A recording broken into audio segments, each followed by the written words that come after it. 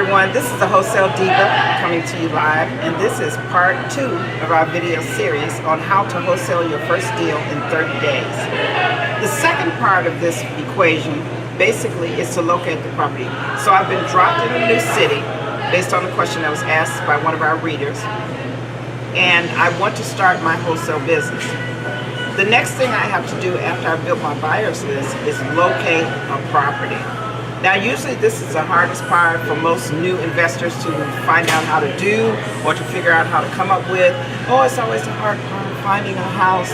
How do we find a house? How do we find a house? Well, I'm going to give you some sample ways to locate a property. The first and foremost that we use is DFD. What is DFD? That's our little acronym for driving for dollars.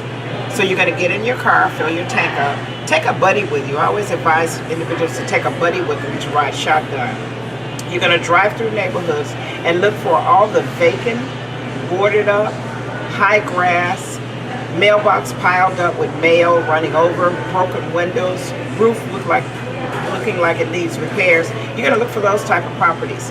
You're going to copy down the address of these properties.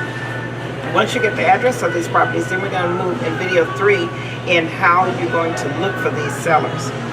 Let me talk to you about a few ways. Give me a minute to put my glasses on. You can also place a newspaper ad in a major newspaper. You can put out bandit signs. I know many of you have seen bandit signs all around the city. The kind of signs that say, "We buy houses," "I'll buy your house," "Looking for a house to buy." You can drive neighborhoods and look for FSBOs. What is an FSBO? For sale by owner. Usually when a person advertises their house, they didn't want to list it with a realtor, so they have that little red and white sign in front of their property.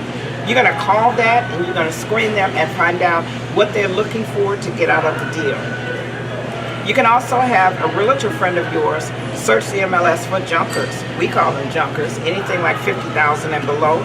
You can also have them search for expired listings on the MLS. Contact landlords who are evicting tenants. There are tons of landlords on Craigslist and also landlords down at the eviction court, secret number 2. Hang out at the eviction court. You'll find tons of landlords that might have properties that they just want to get rid of. Also, pre-foreclosures. If someone is in trouble with their property, generally that person is much more apt to negotiating with you on a property.